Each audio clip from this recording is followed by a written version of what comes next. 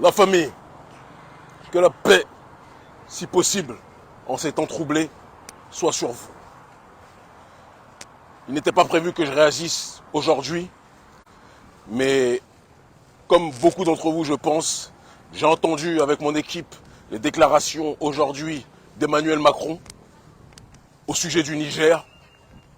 Et je pense que même si on voulait faire la sourde oreille, même si on voulait faire mine de faire abstraction de cette arrogance néocoloniale, il y a des choses pour des gens qui se battent pour leur souveraineté, pour des gens qui se battent pour leur autodétermination, des gens qui se battent pour leur totale, réelle indépendance, qu'on ne peut pas laisser passer.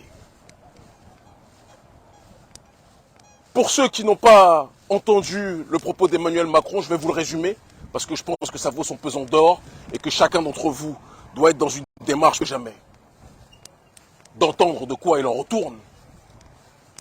Emmanuel Macron, dans son allocution d'aujourd'hui devant les ambassadeurs, a appuyé le fait que même si la population nigérienne veut le départ de l'armée française ne va pas partir. Le même qui reconduit un certain nombre de migrants africains, dont des Nigériens, à la frontière, ne leur demandant pas leur avis. Le même qui laisse la xénophobie exploser dans son pays, vous dit, quand le peuple souverain du Niger veut que l'armée française parte, il vous dit, l'armée française va rester. L'ambassadeur de France, Sylvain Ité, va rester. Et nous sommes censés nous taire et accepter. De toute l'histoire de la Ve République, on pensait avoir atteint des records de négrophobie et d'arrogance paternaliste avec Nicolas Sarkozy et son fameux discours à Dakar.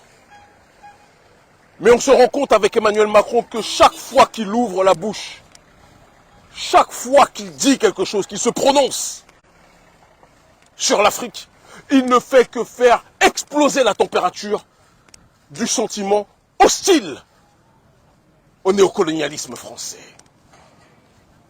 Macron a dit que nous ne reconnaissons pas les autorités actuelles du Niger. Nous reconnaissons Bazoum, parce que tout le monde sait que Bazoum est un pion qui n'a jamais d'ailleurs été reconnu. Parce qu'il faut qu'on en parle à un moment donné.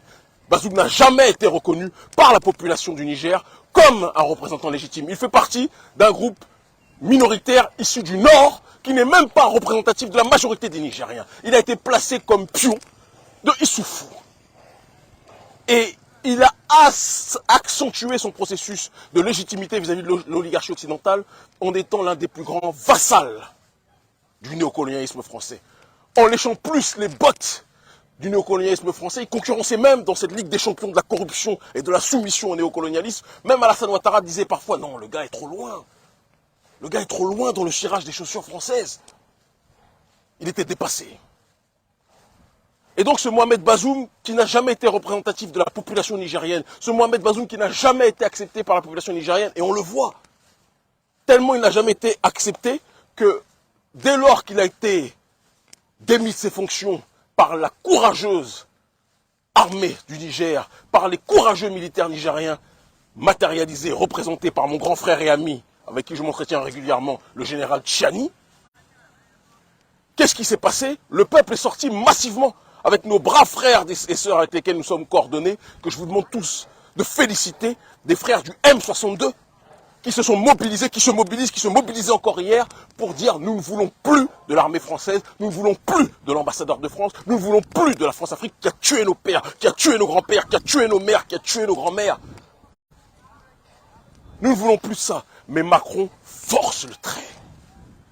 Les gens se sont exclamés, on dit non, ce discours de Sarkozy, l'Africain n'est pas rentré dans l'histoire, mais là nous sommes en plein dans l'histoire comme depuis le départ, parce que nous sommes les pères et les mères de l'histoire, comme le disait Charanta Diop, contrairement à ce que tous ces négrophobes pathologiques disciples de Gobineau veulent faire croire. Mais nous ne sommes même pas là pour débattre avec eux. Mais là nous sommes en plein dans l'histoire, et Macron par contre ne veut pas sortir de notre histoire. Nous voulons écrire une histoire sans vous. Nous voulons écrire une histoire sans le néocolonialisme français. Nous voulons écrire une histoire sans l'impérialisme français. Nous voulons écrire une histoire sans les bases militaires françaises. Nous voulons écrire une histoire sans la politique de la France-Afrique sur nos terres. Mais vous ne voulez pas nous entendre. Et quand il va y avoir, ce que je ne souhaite pas, Tout le monde sait que je suis un pacifiste. Mais quand il va y avoir un accident, vous direz encore une fois que ce sont les panafricanistes qui font monter la pression. Il est important qu'on dise les choses à la population française. Le prolétariat français n'est pas notre ennemi. Le peuple français qui souffre, les gilets jaunes qui souffrent, qui ne sont pas dans une démarche, précisons-le, de xénophobie. Parce qu'il est très facile d'être contre les immigrés africains ou les fils d'immigrés africains, mais vous ne vous attaquez jamais à l'oligarchie financière apatride, dont vous taisez le nom par lâcheté. Comprenne qui devra comprendre. Mais les gilets jaunes, les prolétaires qui se battent pour la